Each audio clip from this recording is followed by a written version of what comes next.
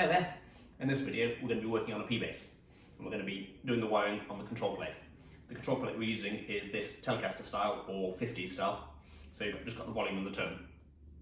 But if you've got the standard P-base after 58 with the Pickguard, which will have the volume, tone and then the jack, it's not going to really make any difference. You can still follow this video. The only difference is you'll be able to connect your jack in onto the plate, whereas I'm going to just have two wires going off, which will then later be joined to the jack. So here's our control plate and our two pots. These are CTS 250s and they come with all the washers you need to put them on.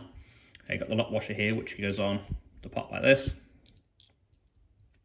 So that goes on the underside of the plate and this helps stop the pot rotating as it's used. It bites into the metal a bit.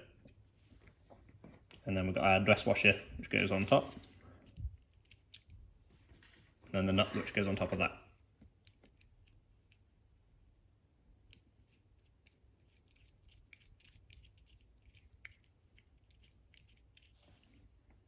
So if I had a lot of extra dead space here, I could actually use another extra nut, one of these nuts which are on top, underneath, which would help get rid of some of that extra.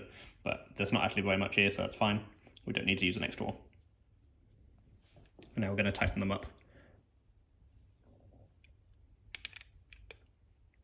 So I'm holding the other side of the pot with my hand to stop it rotating, keeping it in place. So I've mounted these controls in a vise now. This is just loosely gripped onto the shafts, and I'm going to put the capacitor in now. Now I'm going to do it in a bit of an unusual way, because I'm actually going to ground the capacitor to this first lug here. This is because I don't really like solder to the back of pots. I think it can look a bit messy, so I'll try and minimise it as much as I can. So I'm going to have this being grounded to here, and then also the pickup is going to be grounded to here too. Then in turn this will be connected to the pot. So that's a way of being able to solder and ground without actually having to solder to the back of the pot numerous times. You'll also see that to this middle leg here on the tone, I've actually sort of looped it around there as well, so it's making a solid mechanical contact rather than just relying on the solder. So if the solder ever failed or got old, it's not going to matter because that's making a solid contact with it. I've kind of crimped that over with the pliers onto that. So I'm using standard solder, not the non-toxic stuff, and I'm going to heat this first joint now. I've pre-tinned the end of the soldering iron, and now we're going to solder this. So I'm heating the actual lug rather than trying to paint it on like a lot of people do. Well, a lot of beginners do, I should say. So you want to heat that till it flows. So this is soldering irons at about 400 degrees. There we go. So that's dried nice and shiny and nothing moved at all. So now I can clip off this other end of it, which we don't need anymore. I just left this on because it was easier to wrap it round with it. That's a bit long, we need to cut a bit closer than that. There we go. And now I can attach this other one to the lug here. So you can see I haven't actually added the solder, I've just crimped it around that first one here. And then I'm going to add the solder later when the pickup's actually in, because I'm going to add the pickup to that same lug. And here's the other one we just soldered. Next I'm going to add the ground wire which runs between the pots. And normally most people will have a separate one for each pot, so one going from there to there, then another one going from there to the jack. But I like to, again, to minimise on the amount of soldering to the back of the pot, so I'm just going to use one wire here. So this wire is going again to that first lug. And then I've stripped a section off in the middle, so it's going to go there. And then this carries on going, and this will eventually go to the jack. So if you had a standard P-base with a scratch plate or pickguard, that would go to there rather than going off like that. So as I mentioned, this first lug needs to be grounded by soldering to the back of the pot. So I'm going to use that same wire I just talked about to connect that, which is running through this first lug and then to the pot. So it's going to be connected to both of those. So I've turned the heat up right up on the soldering iron now, because when you're soldering to the back of the pot, you don't have to worry about doing any damage compared to when you're soldering to lugs. So again, I'm just going to let that heat up. Wait till it starts flowing.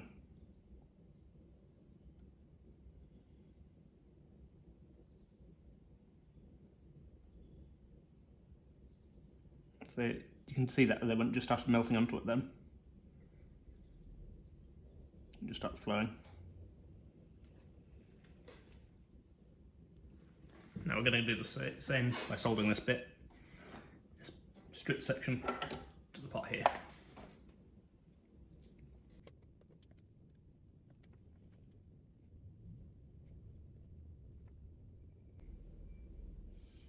So I mentioned tinning the soldering iron tip a while back.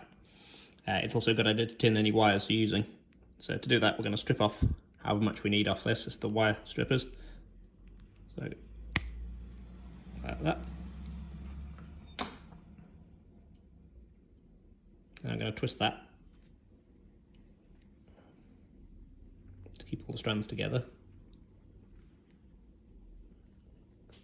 And then we just need to add some solder to that, and that will help the heat to flow better between the two objects. Better conductor of heat. So we're just going to heat the wire and push the solder into it.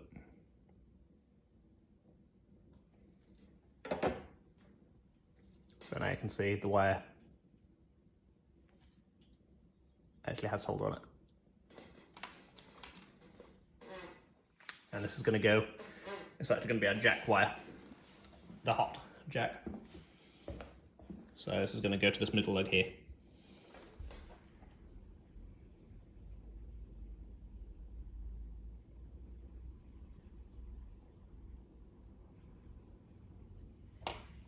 So these two wires, the ones which will be going to the jack, I've left these much longer than I'm going to need them, just so I can cut them back later, whether they have too much than not enough. But these, if you had a standard P-base, would just go here to your jack, and I'll just show you where they would go to on the jack.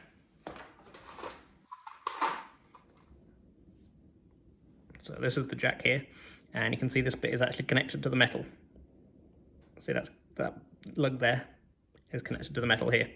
That's the ground. So that will be, in this case, the grey wire. That will go there, and that's going from the back of the pot to that there. And the hot is obviously the other one, which you can see is not connected to the metal. Next we're going to add this one here, which is going to go from this lug on the tone to this one on the volume, and this end on the volume is also where the pickup is going to be wired to. So I'm going to get the right length first. I've already stripped a bit off this end, and then I'm going to cut it about there, give myself a bit of extra to work with.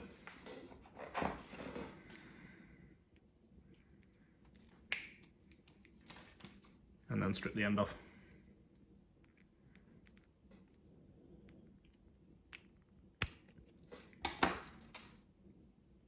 Now I'll tin both ends of those now.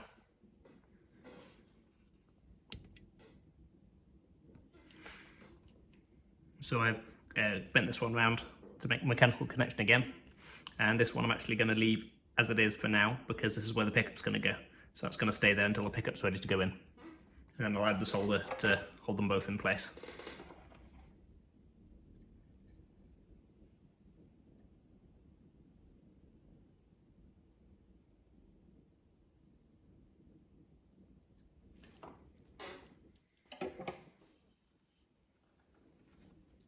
So that's all of the pre-wiring done now. So next what will happen is the pickup will get wired in, and that will go to here. The hot will go there, then the ground will go to this lug here, which I've been talking about, so that'll be in turn grounded to the back of the pot through there.